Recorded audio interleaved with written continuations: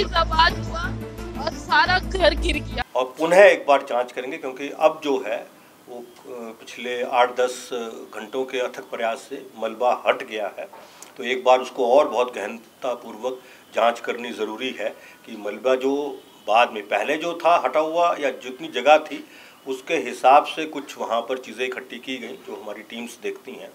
लेकिन क्योंकि अब जो मलबा है वो ऑलमोस्ट पूरा हटा दिया गया है, तो उसको एक बार और हमारी टीम जो है वो पुनः बहुत डिटेल में उसको देखेगी, ताकि हम लोग इस पूरे तार्किक निष्कर्ष पे पहुंच सकें कि इसका जो है वो मेन कारण जो है वो क्या है और ये कहाँ से जो है वो शुरू हुआ और किस तरह से लोगों को डैमेज हुआ और कहाँ कहाँ पर जो है वो हमारी स्थानीय पुलिस की कोई कमी रह गई, वो सब बातें मैं आपसे करूँगा।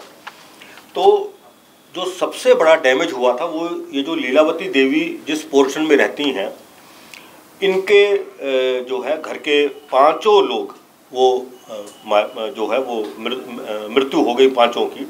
उसमें लीलावती देवी हैं, उनके जो है वो पिंको देवी हैं, आरती कुमारी है, प्रियांशु कुमार है, आयंश कुमार है। ये पांचों लोगों की मृत्यु घटनास्थल पर जो है वो हो गई थी। उसके बाद जो बगलगीर है महेंद्र मंडल, उनके घर में जो लोग निवास कर रहे हैं उसमें 3 लोगों की मृत्यु हुई। उनका एक जो पुत्र है नवीन मंडल, वह जख्मी हुआ और ये सब के सब जो भागलपुर का हमारा मेडिकल कॉलेज है वहीं पर इलाजरत हैं। उस वक्त जो है वो महेंद्र मंडल और उनके पुत्र सुनील मंडल, इन दोनों का जो ये दोनों को मलबे में दबे होने की बात जो है वो सामने आई थी। अब जो है इन दोनों के भी शव जो है वो पुलिस ने प्राप्त कर लिए हैं। तीसरा जो एक घर था वो राजकुमार शाह का घर था, वो भी बिल्कुल बगलगीर है। उस घर में उनका जो है वो बेटा राहुल कुमार, उसकी मृत्यु पहले हो गई थी और ये जो राजकुमार शाह स्वयं थे वो मलबे में दबे हुए थे। करीब 2 घंटे पहले राजकुमार शाह का जो है वो शव प्राप्त हुआ है और करीब आधा पौन घंटा पहले ये जो महेंद्र मंडल हैं और उनके जो पुत्र सुनील मंडल, इन दोनों का भी जो मलबा हटने के बाद शव प्राप्त हुआ है। इसके अतिरिक्त वैष्णवी देवी, जया कुमारी, श्रवण कुमार, सोनी कुमारी, रिंकू कुमार शाह, राखी कुमारी, शीला देवी, ये भी जख्मी हुए। एक और बगलगीर बिल्कुल बगल का घर है गणेश प्रसाद सिंह, उनकी जो है मृत्यु हुई और एक उनके घर की महिला उर्मिला देवी हैं, उनकी मृत्यु हुई। एक जख्मी और है उस इलाके में आयशा मंसूर, उनका जो है वो इलाज चल रहा है। ये मैंने आपको केवल तथ्य जो है वो बताएं। थोड़ा सा मैं डिटेल में आपको 2-3 चीज़ बताना चाहता हूँ, वो ज़रूरी है। मैं बता रहा हूँ, अभी जो लेटेस्ट कैजुअलिटी है वो 14 है और ज़ख्मी लोग जो हैं वह 10 हैं। ये लेटेस्ट पोजीशन है जो 10 जख्मी, 14 लोगों का, हाँ 14 लोग मृत हैं और जो है वो 10 जख्मी हैं। ये अभी कहना मुश्किल है। जो जख्मी लोगों का उनका इलाज चल रहा है और वो बातचीत कर पा रहे हैं, तो अभी ये कहना मुश्किल है कि उनको अंदरूनी या बाहरी कितनी गहरी चोट है। मैं 2-3 चीज़ें आपको और बताना चाहूँगा। एक तो ये कि जो लीलावती देवी जो है ये विडो हैं और ये जो घर है जिस घर में ये एक घर में ये घटना घटी है, इस घर की मालकिन जो है वो लीलावती देवी ही है। लेकिन समय के साथ साथ कालांतर में जो मोहम्मद आज़ाद हैं, इन्होंने वो संपत्ति इनसे खरीद ली, लेकिन इनको किराए पर, इनको और इनके परिवार को किराए पर ही रहने दिया। ये पहले से ही ये पटाखा वगैरह बनाने का काम करती रही है इनका ये परिवार। और मोहम्मद आज़ाद जो हैं वो ग्रिल बनाने का काम करते हैं, जो खिड़कियों पे दरवाज़ों पे ग्रिल लगती है ना, उसका काम जो है वह करते हैं। लेकिन इनके बगल वाला जो मेन घर है एक और महेंद्र मंडल का जो घर है, ये लोग बहुत पहले से पटाखा वगैरह बनाने का काम करते आए हैं और इसके अंदर 2002 में महेंद्र मंडल का जो भाई है सुरेश मंडल, उसकी मृत्यु हुई थी। एक ऐसा ही शक्तिशाली जो है वो विस्फोट हुआ था 24/10/2002 को। ये विस्फोट जो है उस वर्ष जो दिवाली थी उसके 3 दिन पहले हुआ था। और इस संबंध में ततारपुर थाने का कांड संख्या 705/2002 दिनांक 24/10/2002 को जो है वह दर्ज हुआ था। इस घटना में जो सुरेश मंडल, उनके भाई जो है, ये जो महेंद्र मंडल के एक भाई सुरेश मंडल, उनकी मृत्यु हुई थी। बेचनी देवी जो महेंद्र मंडल के एक और भाई हैं सुभाष मंडल, उनकी पत्नी, उनकी मृत्यु हुई थी। और 2 और लोग, रवि कुमार राम और शीला देवी, इनकी भी मृत्यु हुई थी। 2003 में पुलिस ने अनुसंधान समाप्त करते हुए अपना फाइनल फॉर्म सबमिट किया था न्यायालय में 2003 में, इन चारों को मृत दिखाते हुए। जो घटनास्थल है, उस घटनास्थल पे जो सवेरे की हमारी टीम गई थी, उन टीम को जो चीज़ें मिली हैं वो मैं बता रहा हूँ। एक तो जो पटाखा बनाने के जो रैपर्स होते हैं, पटाखा जब भी बनता है उसके ऊपर रैपर लगाए जाते हैं चमकीले संख्या में। प्लास्टिक की कुछ शीट्स मिली हुई हैं कटी हुई, जिन पर संभवतः वो लोग उनको जोड़ते हैं, असेंबल करते हैं। और काफ़ी बड़ी मात्रा में लूज़ जो बारूद होता है, जो बुनियादी तौर पे कॉम्बिनेशन रहता है अमोनियम नाइट्रेट का और सल्फ़र का, और उसके आगे भी उसमें और भी चीज़ें ऐड की जाती हैं, वो जो है मिला है।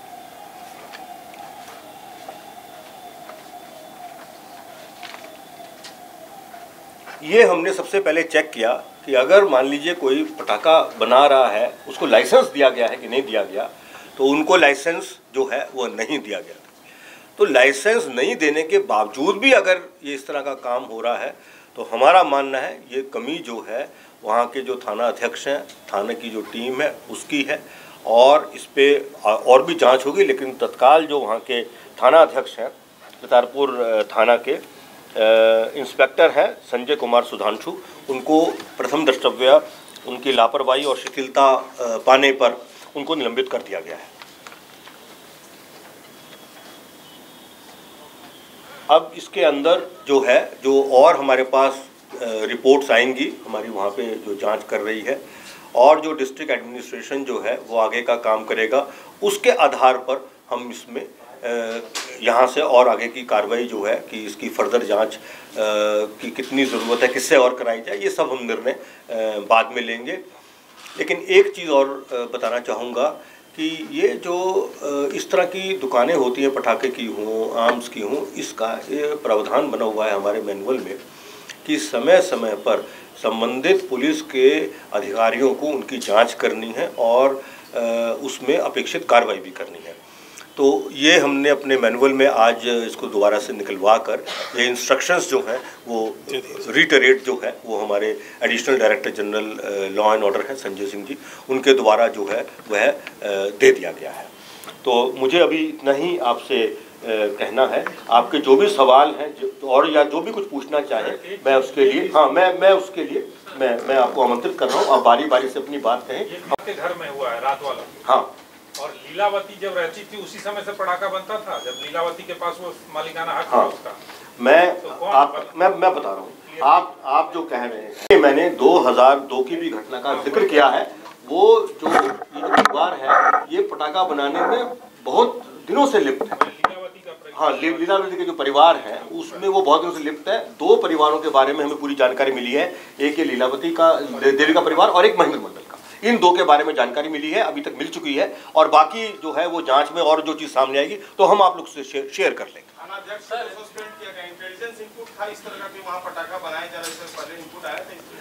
नहीं, अगर इनपुट रहता कोई इस तरह का तब तो वो जाके उनको चेक करना ही पड़ता। लेकिन मैं कुछ और कह रहा हूँ, मैं आपसे ये अनुरोध कर रहा हूँ कि इनपुट हो या ना हो, ये पुलिस का, लोकल पुलिस का रूटीन काम है। क्योंकि मैंने जो पुलिस मैनुअल का प्रावधान का उल्लेख केवल इसलिए किया है कि इस तरह की गतिविधि को देखने का, उस पर जानकारी प्राप्त करने के बाद अपेक्षित कार्रवाई करने का दायित्व जो है वो लोकल पुलिस का है। इंटेलिजेंस फेलियर इतनी ज़्यादा संख्या में से बात था, तभी इतने सारे घर वहाँ पे डैमेज हुए, जो विस्फोट हुआ। था। हाँ। तो सर ये क्या इनपुट का भी फेल्योर है? हाँ, इंटेलिजेंस फेलियर तो है ही, तभी तो नहीं सस्पेंड किया। नहीं, एक मिनट देखो, मेरी बात सुनो, मेरी बात सुनो। देखिए, मैं आपका जो आप जो सवाल पूछ रहे हैं, मैं उसको दो भाग में उसका उत्तर देना पसंद करूँगा। देखिए, इनपुट वर्ड जो हम इस्तेमाल करते हैं वो हम इस्तेमाल करते हैं जो हमारी इंटेलिजेंस एजेंसीज जिस तरीके से काम करती हैं, और वो अपनी सूचना एकत्रित करके 10 तरह की इंफॉर्मेशन को उसको फिर वो डेवलप करती हैं, और डेवलप करने के बाद उसको ऑलमोस्ट जब वो वेरीफिएबल या एक्शनेबल जो है वो लेवल तक पहुंच जाती है तो वो शेयर किया जाता है, उसको हम इनपुट वर्ड बोलते हैं। यहाँ मैं दूसरा पक्ष आपको मैं पहले भी क्लियर कर चुका हूँ, वो इनपुट हो या ना हो, लेकिन जो हमारा लोकल पुलिस स्टेशन का जो उसकी जवाबदेही है या उसके जो दायित्व हैं, उन दायित्वों में इस तरह की गतिविधियों को लगातार चेक करके और लगातार कार्रवाई करने का जो प्रावधान है वह ऑलरेडी हमारे जो पुलिस मैनुअल में उसमें भी है, और जो उनकी ड्यूटीज़ लगी हुई हैं उन ड्यूटीज़ के अंदर भी इस तरह की सारी इलीगल तरह की जो एक्टिविटी हैं उनको समय समय पे जांच करके और उन पे लगातार कार्रवाई करना वो उनके दायित्व में सम्मिलित है। ये मैं कह रहा हूँ। ये कुछ क्लियर है क्या, जब इनके पास लाइसेंस नहीं था तो इतनी मात्रा में बारूद कहाँ से इनके पास पहुँच रहा है? अभी क्योंकि इसके जो बहुत तकनीकी पहलू हैं और इसके जो बहुत फाइन तरह की जो सूचनाएं हैं उसको एकत्रित किया जा रहा है, मैं आपको इसका उत्तर जो है कुछ समय बाद शेयर करूंगा। सर, पिछले 1 साल में 6 विस्फोट हुए भागलपुर में 4 जगहों पर, उसके बावजूद इस तरह की घटना होती है तो किस तरह? देखिए, ये जो पुरानी जो घटना हुई है इसमें भी हम लोगों ने जांच पड़ताल करवाई है, और वो सब बिल्कुल आइसोलेटेड केस अलग अलग तरह के निकल के सामने आ रहे हैं।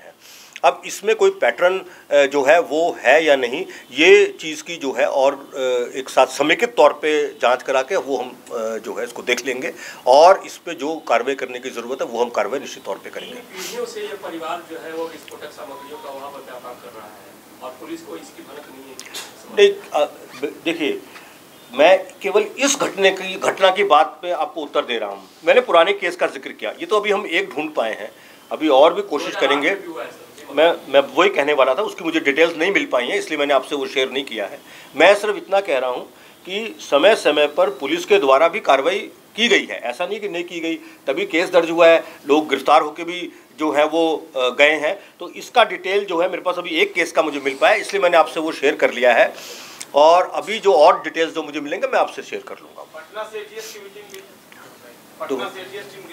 पटना की एटीएस टीम जो है वो अपना पुराने केस में भी गई थी, और इसमें भी जो है वो जाएगी, टीम जो है वो जाएगी, क्योंकि अभी जो है हम केवल रेस्क्यू ऑपरेशंस की बात कर रहे थे। रेस्क्यू ऑपरेशन होने के बाद में अब जो अनुसंधान का जो फाइन पॉइंट्स है उसको सब देखने के लिए हमारे जितने संसाधन हैं, जितनी हमारे पास स्पेशलाइज्ड एजेंसीज हैं, वो सब अपना अपना काम कर रही हैं। सर, टोटल कितने घर डैमेज हुए, 2 या 3? घर जो है वो हमें जो जानकारी मिली है वो 3 घर डैमेज होने की बात मिली है। और सर 2 या 3 में जो केस हुआ था सर, उसमें 4 ही लोग पे चार्जशीट है? नहीं, उसमें जो अभी तक जानकारी है उसके अंदर 4 लोग मृत दिखाते हुए पुलिस की रिपोर्ट गई है। तो सर कितने लोग पे एफआईआर था सर उस वक्त? ये चीज़ अभी हमारे पास में उपलब्ध नहीं है, इसको डिटेल और लेना पड़ेगा। तो मैंने जितनी मुझे मिल पाई वो मैंने खुद नोट कर ली थी।